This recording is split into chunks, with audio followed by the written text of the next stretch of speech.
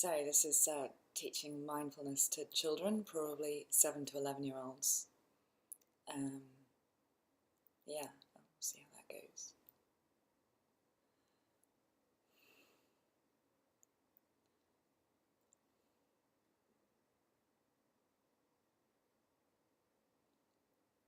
So hello everyone.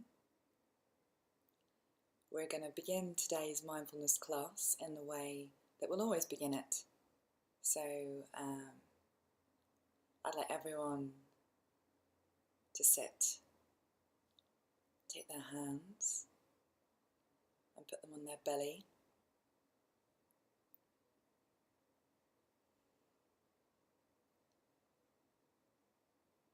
Close your eyes and just feel. We'll do 3 breaths, feeling the breath, moving the belly, moving the hands.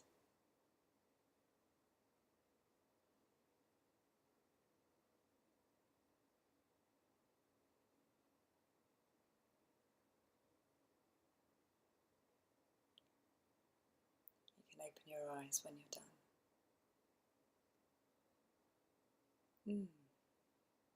So that's a really good exercise to just bring us quickly into the moment, into where we are now. And that's what mindfulness is all about. It's all about being right here and experiencing what's going on right now. And not being lost in our thoughts. Because a lot of the time we can get lost in our thoughts, in our planning, analysing, worrying,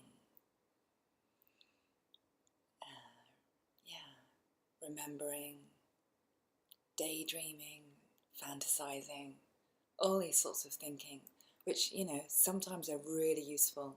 It's really good to be able to do that sort of thinking, to be able to plan, to be able to problem solve, really good. But it's also really good to have this other way of being, which is to be experiencing and experiencing whatever's going on right now. And this can really, there should be a really good balance between the two. So that with the sensing and the being, we get much more of a sense of being alive, and we can really enjoy our lives. We don't, when we eat something, we can be really eating it, and we can be thinking, this is really delicious. Or maybe we're thinking, this isn't quite so delicious.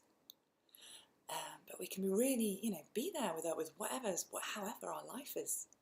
And we can feel really alive because of that. And sometimes with the thinking, moods, we're not really living our lives, feeling alive. So, that's one of the real benefits of mindfulness.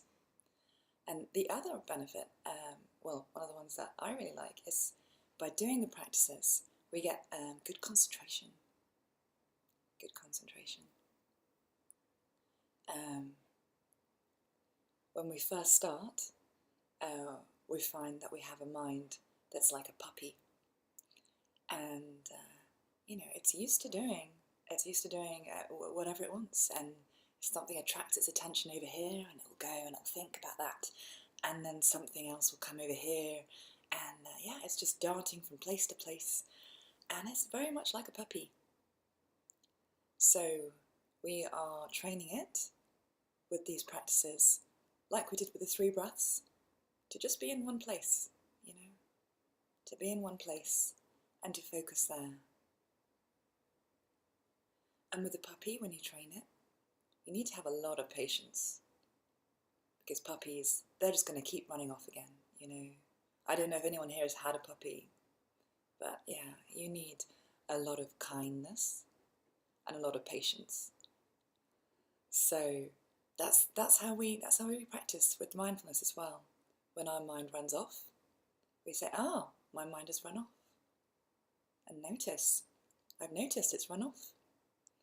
And then we bring it back to wherever our focus is, which might be on our breath. or it might be somewhere else, because we'll learn a few practices.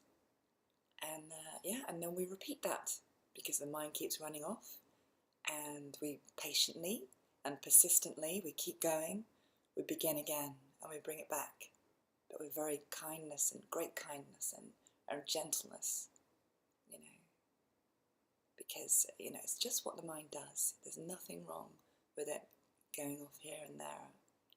Yeah, it's just what it does. But we're like weight training. We're, you know, training that muscle of the mind, bringing it back, over and again. And yeah, and so it's a really good practice for concentration, which can help you at school. It can help you with sports, you know, so when you really want to focus on something, it can help you with music. And it can help you with worries, you know, with exams and things like that. Being able to have that sort of concentration where you've practiced a lot, bringing it back over and over again to a single focus, can really help you. It can be a real skill for life. And it's good fun as well. You know, this class is going to be fun. And if it isn't, you can say, "Miss, this isn't fun." And I'll say, "Okay, we'll try and do something about that. We'll try and make it more fun." So when we're doing these practices, we're also learning about the mind. Actually, let's do that in the next class. And let's start with a practice. And we're going to do one, paying attention to the breath again.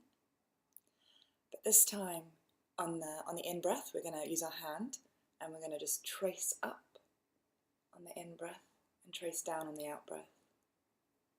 And repeat. In and out. In and out. In and out. And you match that to your own breath. So, you know, if your breath is faster, you go faster. And if your breath is slower, you go slower. And as it changes, you change the pace with it. When you get to the end, you start back at the beginning. And we'll just do this for a minute. Okay. So everyone, hands up. Feeling into the body. Feeling your finger against your hand. And then just moving it up as you breathe in. And down as you breathe out. Up and down. Matching your own breathing.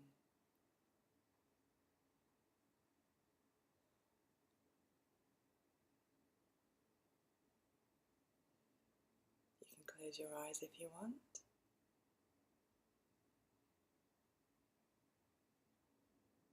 Just feeling the breath wherever you feel it.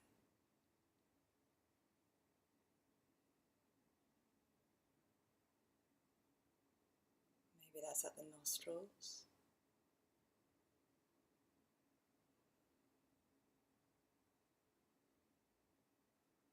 Maybe you can feel it in the chest, expanding.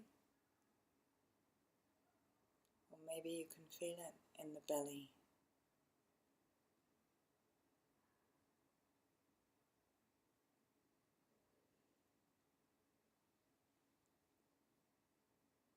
So you can put your hands down now. And now we'd probably go into discussing, but I'll stop here and